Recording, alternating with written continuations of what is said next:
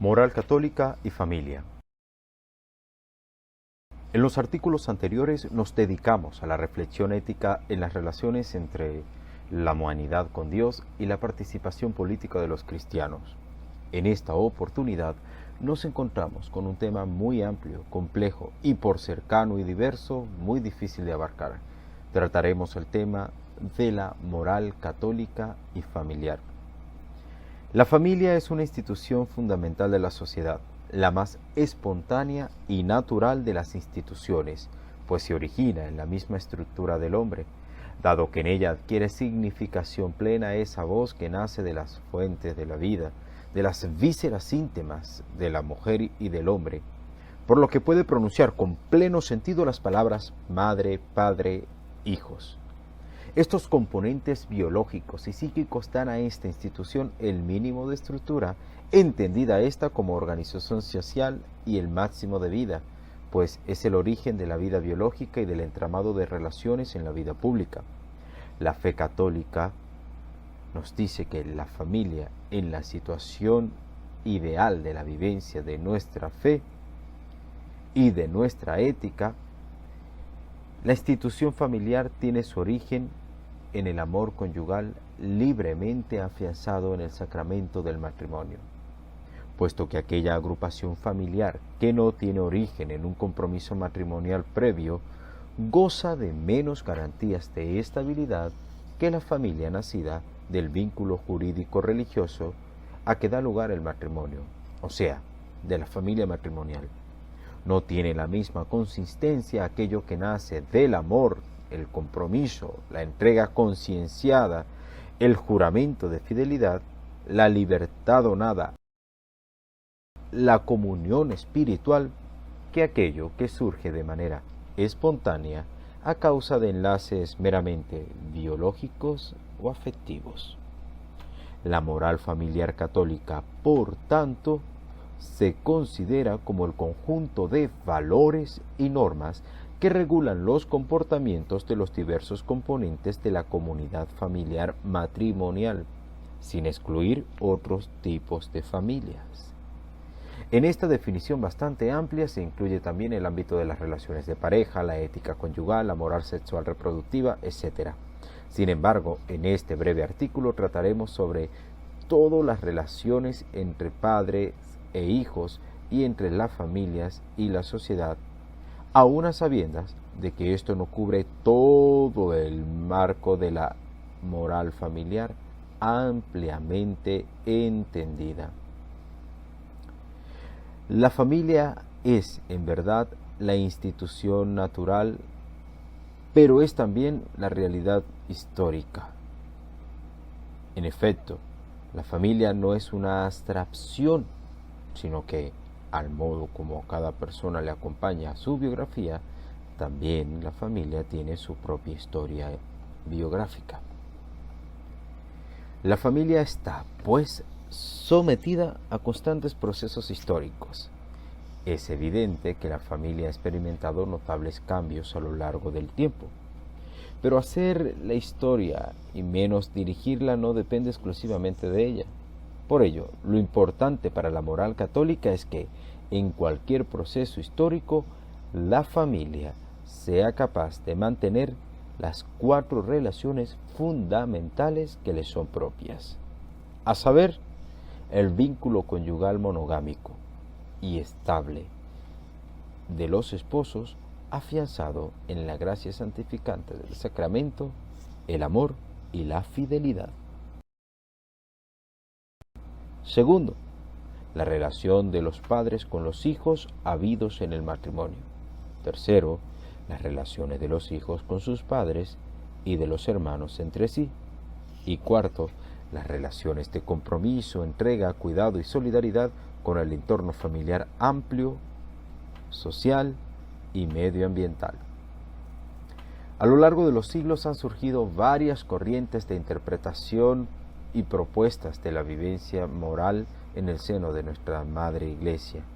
Así, por ejemplo, algunos autores y santos padres, a la hora de abordar la cuestión de la moral familiar católica, lo han hecho desde la perspectiva de la moral de los mandamientos, propia de los manuales de doctrina surgidos tras el Concilio de Trento. Otros se han inclinado por la moral de las virtudes, teniendo como exponente preclaro de esta sistematización a Santo Tomás de Aquino.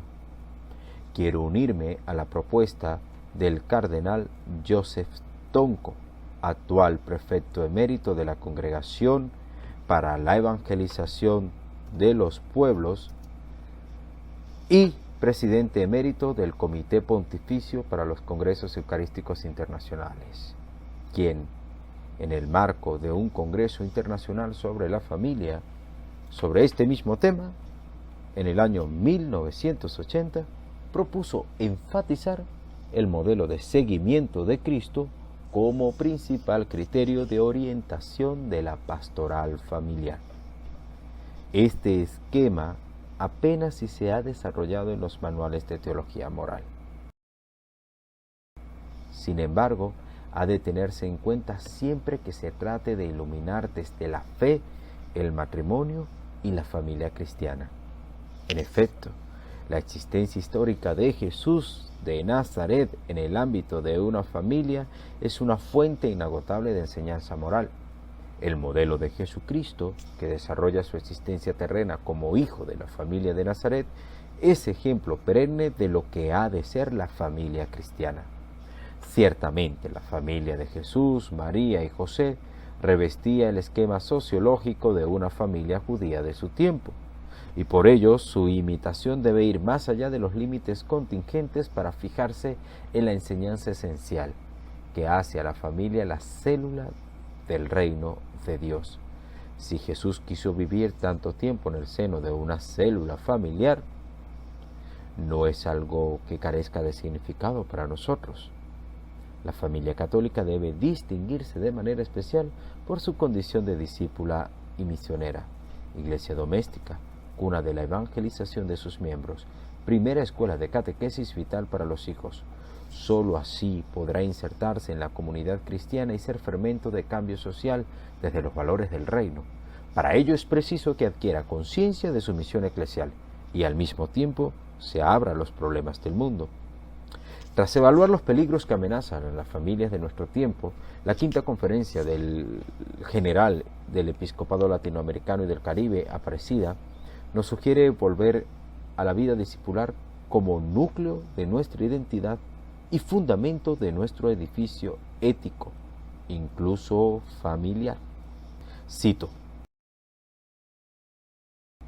entre los presupuestos que debilitan y menoscaban la vida familiar encontramos la ideología de género, según la cual cada uno puede escoger su orientación sexual sin tomar en cuenta las diferencias dadas por la naturaleza humana. Esto ha provocado modificaciones legales que hieren gravemente la dignidad del matrimonio, al respeto al derecho de la vida y la identidad de la familia.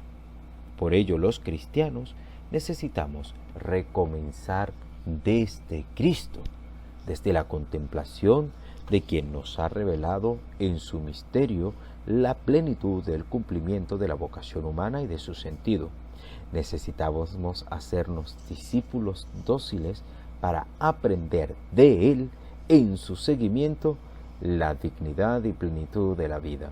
Y necesitamos, al mismo tiempo, que nos consuma el celo misionero para llevar al corazón de la cultura de nuestro tiempo aquel sentido unitario y completo de la vida humana que ni la ciencia, ni la política, ni la economía, ni los medios de comunicación podrán proporcionarle. Aparecida, numerales 40 y 41. Fin de la cita.